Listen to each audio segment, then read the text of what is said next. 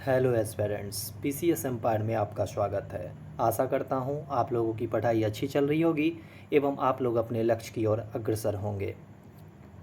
जैसा कि हमने थंबनेल में ही लगा रखा है कि एनसीईआरटी से मुग़लों का इतिहास खत्म। क्या मुग़लों का इतिहास अब इतिहास ही रह गया? दरअसल हाल ही में एनसीईआरटी ने अपने पाठ्यक्रम में कई तरह के बदलाव किए हैं, जिसके बाद से देश में यह विवाद का मुद्दा भी बन गया है। खैर, हम यहाँ स्टडी पॉइंट ऑफ व्यू से देखेंगे कि आखिरकार एनसीईआरटी ने क्या क्या बदलाव किए हैं और क्या अब हमें उन चैप्टर्स को नहीं पढ़ना है जिस चैप्टर्स को एनसीईआरटी द्वारा समाप्त कर दिया गया है। और यदि आप लोग इस चैनल पर पहली बार आए हैं तो आप लोग चैनल को सब्सक्राइब कर लें और बेल आइकन को ऑल पे सेट कर दें ताकि वीडियो अपलोड होते ही सबसे पहले नोटिफिकेशन आप तक पहुंच सके।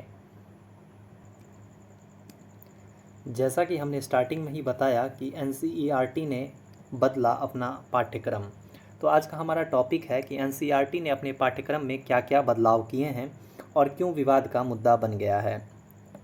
तो सबसे पहले यदि हम एनसीईआरटी के इंट्रोडक्शन यानी कि परिचय की बात करें तो एनसीईआरटी, जिसका पूरा नाम national council of educational research and training है, ठीक है, national council of educational research and trainings.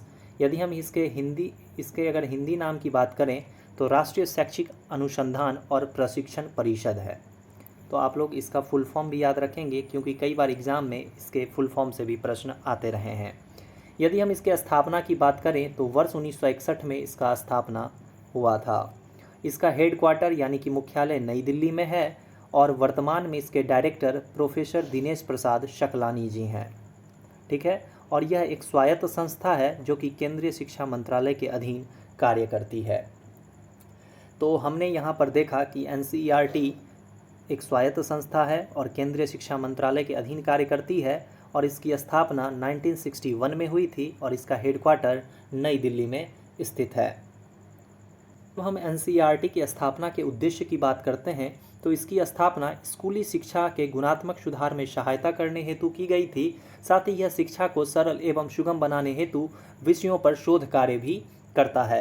NCERT के बुक्स की गुणवत्ता के स्तर का अंदाज़ा इसी बात से लगाया जा सकता है कि देश में किसी भी परीक्षा की तैयारी कर रहे अभ्यर्थी एनसीईआरटी की किताबें जरूर पढ़ते हैं, फिर चाहे वह यूपीएससी की तैयारी कर रहे हों या फिर बीपीएससी की तैयारी कर रहे हों या फिर किसी भी स्टेट पीसीएस की तैयारी कर रहे हों, वह अभ्यर्थी एनसीईआरटी की बुक अवश्य पढ़ते हैं।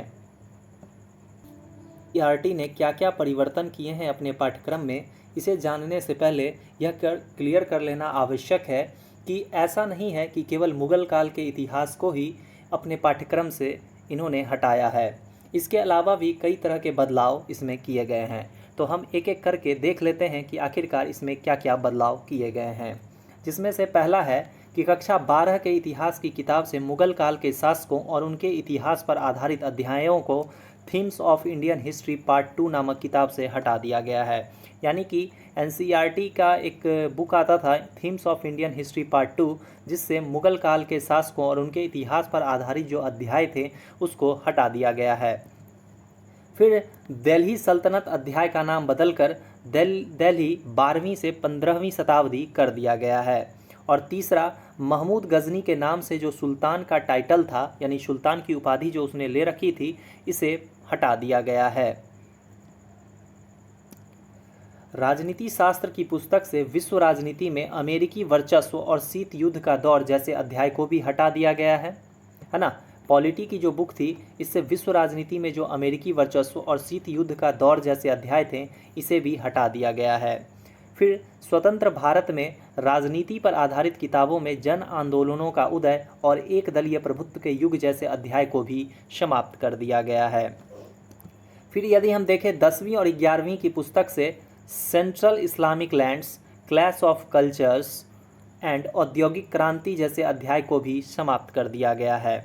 वहीं 12वीं कक्षा की हिंदी की पाठ्यपुस्तक से सूर्यकांत त्रिपाठी निराला जी का गीत गाने दो मुझे और विष्णु खरे जी का सत्य जैसे कई अध्याय को समाप्त कर दिए गए हैं। इसके अलावा भी एनसीईआरटी ने कई सारे बदलाव किए हैं, लेकिन मुझे जो काफ़ी इम्पोर्टेंट लगा मैंने उसे यहाँ पे ऐड किया है।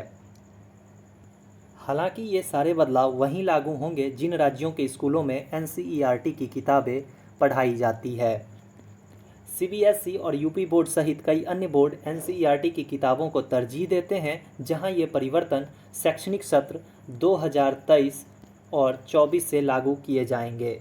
तो यहाँ ध्यान देने वाली बात यह है कि जो भी छात्र प्रतियोगी परीक्षाओं की तैयारी करते हैं उनके लिए यह बदलाव नहीं है।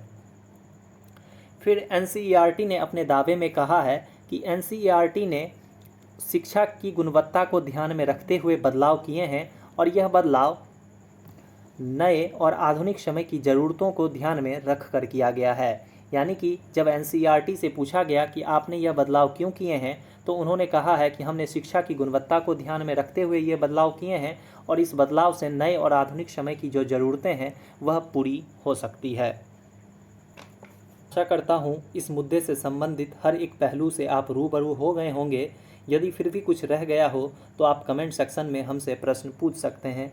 मैं आप लोगों के हर एक प्रश्न का उत्तर देने की कोशिश करूँगा। धन्यवाद।